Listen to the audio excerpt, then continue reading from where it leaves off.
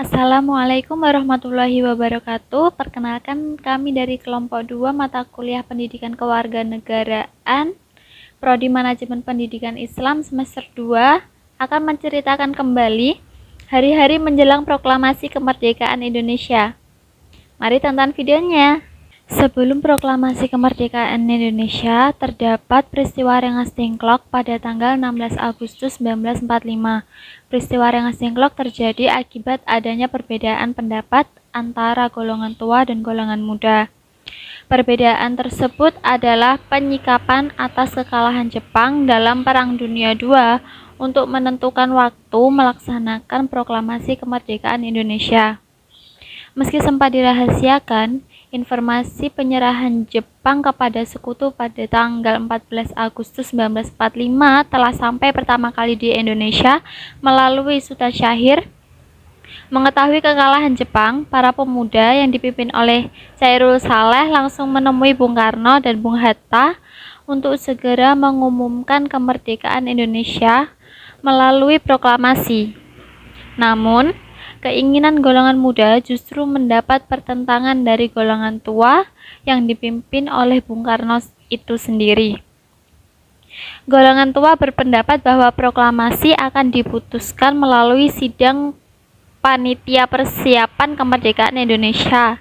Pada tanggal 15 Agustus 1945, golongan muda yang dipimpin Chairul Saleh mengadakan rapat penetapan waktu proklamasi kemerdekaan Indonesia di Pegangsaan Timur, Jakarta. Rapat tersebut menyepakati bahwa kemerdekaan Indonesia merupakan keputusan rakyat Indonesia dan bukan pemberian dari Jepang. Sehingga pada malam harinya, Wikana dan Darwis dari golongan muda diutus menemui Bung Karno dan Bung Hatta untuk mendesak agar proklamasi dilakukan pada 16 Agustus 1945. Wikana dan Darwis mengancam akan adanya pergelokan besar jika proklamasi kemerdekaan belum dilakukan pada tanggal 16 Agustus 1945. Desakan tersebut ternyata tidak dituruti oleh Bung Karno dan Bung Hatta yang memilih merundingkan pelaksanaan proklamasi kemerdekaan lewat PPKI. Mendengar sikap Bung Karno dan Bung Hatta membuat Wikana dan Darwis kembali mengadakan rapat bersama golongan muda di Jalan Cikini 71, Jakarta. Rapat itu kemudian memutuskan untuk membawa Bung Karno dan Bung Hatta ke Rengas Dengklok agar menjauhkan keduanya dari pengaruh Jepang. Selanjutnya akan dilanjutkan oleh Farahdina yang akan menceritakan aktivitas di Rengas Dengklok pada tanggal 16 Agustus 1945. Pada tanggal 16 Agustus 1945 terjadi penculikan Soekarno-Hatta dan Muhammad Hatta pada pukul 4 pagi yang dipimpin Sudan Kosinggi untuk dibawa ke Rengas Dengklok, Karawang. Subarjo yang malamnya turut hadir dalam perdebatan golongan muda dan golongan tua mencari Soekarno. Ia berkeliling lokasi termasuk markas Jepang, namun tidak ada. Ia segera menghubungi Wikana dan mendapat informasi bahwa Soekarno dan Muhammad Hatta disekap di Rengas Dengklok. Pemuda tersebut tidak mau melepaskan kecuali ada jaminan kemerdekaan. Setelah perundingan yang alot, Soekarno dan para tokoh lainnya sepakat untuk memilih tanggal 17 Agustus 1945 sebagai proklamasi kemerdekaan Indonesia. Sekembalinya dari Rengas Dengklok, rombongan Soekarno dan Hatta tiba di Jakarta pukul 23 WIB pada 16 Agustus 1945. Kemudian Soekarno dan Muhammad Hatta bersama golongan pemuda dan golongan tua membahas perumusan naskah proklamasi kemerdekaan Indonesia yang bertempat di rumah Laksana Muda Maida Tadashi. Di rumah tersebut, Soekarno, Hatta, dan dibantu Sayuti Melik mengetik naskah proklamasi kemerdekaan Indonesia. Dengan demikian, proses persiapan kemerdekaan Indonesia dimulai dari pembentukan BPUPKI pada tanggal 1 Maret 1945 hingga mencapai puncaknya pada tanggal 17 Agustus 1945, yakni proklamasi kemerdekaan Indonesia. Selanjutnya akan dijelaskan oleh Sinta. Baik, selanjutnya saya akan menjelaskan tentang proklamasi kemerdekaan pada tanggal 17 Agustus 1945. Sebelumnya saya akan menjelaskan dulu apa sih proklamasi kemerdekaan itu. Jadi, proklamasi kemerdekaan adalah pengumuman kemerdekaan pada suatu negara yang merupakan impian yang dimiliki oleh setiap negara, terutama untuk negara yang sudah lama sekali dijajah seperti negara kita, yaitu Indonesia. Pada waktu negara Indonesia memproklamasikan kemerdekaannya, seluruh masyarakat di Indonesia sangat berbahagia karena mereka sudah lama sekali dijajah oleh negara lain seperti Belanda dan Jepang.